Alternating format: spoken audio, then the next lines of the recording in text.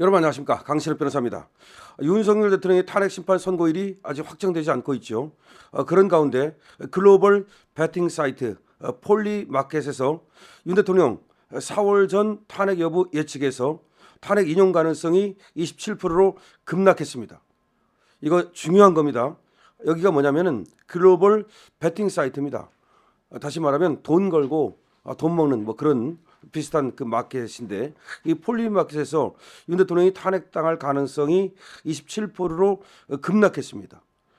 폴리마켓은 정치, 경제, 스포츠 등 각종 실제 사건 결과를 예측하는 베팅 사이트로 지난 미국 대선에서 도널드 트럼프 대통령 당선 가능성을 적중시키며 화제가 됐습니다. 폴리마켓 데이터를 확인해 보면 윤 대통령 탄핵 인용 가능성인 예스 비율은 지난달 무려 84%까지 올랐습니다. 지난달 18일 현재 84%, 이후 지난 8일 66%, 16일 63%, 19일 65%까지 오르락내리락 하다가 3월 20일 현재 37%로 떨어지고 3월 21일 현재 27%로 떨어졌습니다. 반면 대통령직이 유지될 것이라고 예상하는 노의 비율은 같은 시각 무려 77%까지 치솟아 올랐습니다. 폴리마켓은 일반적인 여론조사와 달리 실제 돈이 걸린 예측사이기 때문에 현실성이 더 잘 반영되어 있다는 평가를 받고 있습니다. 헌법재판소의 윤석열 대통령 탄핵 심판 선고가 예상보다 늦어지고 있는데요. 이와 함께 더불어민주당 등 야당이 21일 최상목 대통령 권한대행 겸 부총리 탄핵소추안을 발의하면서 현 정부 들어 야당이 탄핵안을 추진하는 인사가 30명으로 늘었습니다. 하지만 최 권한대행 탄핵안이 의결돼 그의 직무가 정지될 가능성은 크지 않다는 게 정치권의 일반적인 관측입니다. 경제사령탑을 겨냥한 탄핵소추가 국정 파괴라는 비판이 여당을 중심으로 나오는 가운데 야당 내에서조차 탄핵 피로감을 호소하는 여론의 역풍을 우려하고 있기 때문입니다. 이번 탄핵이 실현될 가능성을 덜 불투명하게 만드는 요인은 전임 권한대행인 한덕수 국무총리 탄핵 심판 선고가 24일로 정해져 있기 때문입니다. 헌법재판소는 24일 한 총리 탄핵 심판을 선고합니다. 정치권에서는 탄핵 기각에 더 무게를 싣는 분위기인데요. 그러니까 야당이 추진했던 탄핵안 중 인용된 사례가 한 번도 없고 8건이 모두 기각된 사실이 이를 뒷받침합니다. 한 총리는 탄핵이 기각되면 직무에 복귀해서 대통령 권한대행을 다시 맡게 되고, 최 권한대행은 부총리 겸 기획재정부 장관 역할로 돌아가게 됩니다. 이 상태에서 권한대행 당시의 직무를 사유로 경제부총리 탄핵을 추진하는 게 부적절하다는 지적이 나오고 있습니다. 한 총리 탄핵이 인용되더라도 부담스럽기는 마찬가지입니다. 윤 대통령과 한 총리에 이어 경제사령탑인 최 권한대행마저 직무가 정지될 경우 민주당이 가뜩이나 어려운 대내의 경제사정을 도외시했다는 역풍을 맞게 될 것이기 때문입니다. 다시 한번 말씀드립니다. 굉장히 중요한 뉴스가 나왔습니다. 폴리마켓이라는 것은 사실상 도박 사이트라고 볼 수 있죠. 그러니까 예측을 하는데 그냥 하는 것이 아니라 사실상 돈이 걸린 예측 사이트입니다. 여기에서 말이죠, 윤석열 대통령 탄핵 가능성에 대해서 초기만 해도 무려 지난달 2월 18일은 탄핵 가능성을 84%로 보았습니다. 반면에 3월 8일날 66%, 3월 16일날 63%, 3월 19일날 65%로 오락가락하더니 3월 20일날 37%로 떨어졌고 21일날 27%까지 떨어진 상태입니다. 이것은 윤석열 대통령의 지금 부활 가능성을 엄청나게 높게 본다는 것이고, 대통령직이 유지될 것이라고 예상한 비율이 77%까지 치솟아 올랐습니다. 그렇습니다. 윤 대통령은 각하로 돌아옵니다. 각하로 돌아오는 것이 맞습니다. 물론 끝까지 각하를 인정 안 하려 하는 자들이 있을 겁니다.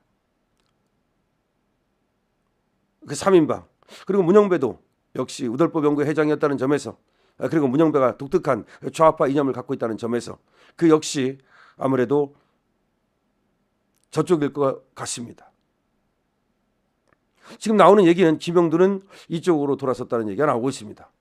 그러면 4대 4가 됩니다. 그런데 저 4대 4에 대해서 엄청나게 부담을 느끼게 된다면, 어차피 6명이 안 되기 때문에 대통령은 돌아오는데 4명은 그러면 이제 자기 이름을 써야 됩니다.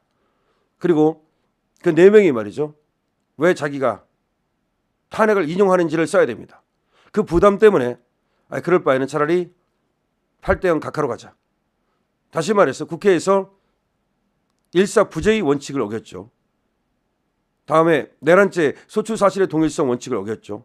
이 두 가지만 가지면 얼마든지 각하가 가능합니다. 따라서 전적으로 8대0 각하로 갈 가능성은 여전히 남아 있습니다. 그렇지 않다면 4대4 기각 가능성이 있습니다. 김영도가 이쪽으로 오지 않는다 하더라도 우리 3명은 분명하므로 5대3 기각이라 봅니다. 자, 그것을 반영하듯 지금 폴리마켓에서 윤석열 대통령의 부활 가능성을 무려 77%로 보고 있습니다. 여기는 도박 사이트나 마찬가지입니다. 돈 걸고 돈 먹는 겁니다. 예측 시스템이긴 하지만 그냥 예측 시스템이 아닙니다. 따라서 이것은 냉정합니다. 현실적입니다. 자기 돈을 거는데 그냥 아무렇게나 걸지 않습니다. 자, 여기서 말이죠. 지금 윤석열 대통령의 탄핵 기각 가능성, 윤석열 대통령의 복귀 가능성을 무려 77%로 보고 있습니다. 고무적인 일입니다. 한덕수가 3월 24일 날 먼저 돌아오고 나서 그리고 3월 28일 날 윤석열 대통령이 돌아오기를 기대합니다. 3월 26일 날 이재명이 다시 유죄를 받고 그리고 3월 28일 날 대통령이 돌아온다면 완벽한 시나리오가 구성됩니다. 이렇게 시나리오가 구성된 다음에는 이제 대한민국의 개조 작업에 나서야 됩니다. 그야말로 제조 산하, 네이션 리빌딩 나가야 됩니다. 그러기 위해서 천하의 인재를 두루 모으고 대신 좌파를 완전히 걸러버리고 그리고 자유우파 인사들, 아스팔트에 싸운 인사들, 그리고 믿을 수 있는 사람들, 투쟁력 있는 사람들, 실력 있는 사람들을 두루 고용해서 윤석열 대통령 제2기를 이어나가야 됩니다. 물론 한동훈과 같은 역적 간신들은 제거 작업을 계속해야 합니다. 시작해야 합니다.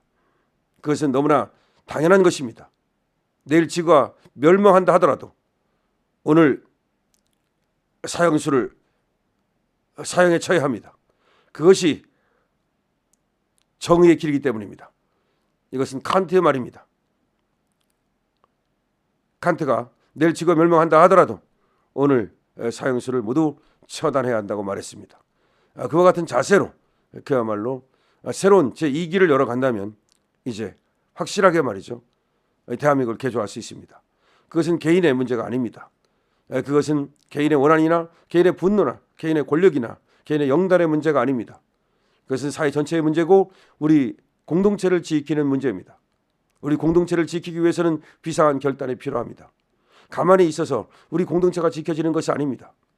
밖으로부터 공동체를 지키는 것이 국방이라면 안으로부터 공동체를 지키는 것이 법치입니다. 지금 대한민국의 법치가 무너지고 있습니다. 이제 법치를 바로 세워야 됩니다. 원래 대통령한테 요구했던 것이 공정과 상식 법치였습니다. 그런데 그것이 무너지면서 미래 세대가 절망하고 있습니다. 대한민국의 미래를 위해서 윤 대통령의 복귀가 이제 새로운 계기를 만들 것으로 봅니다. 강신업 팀입니다.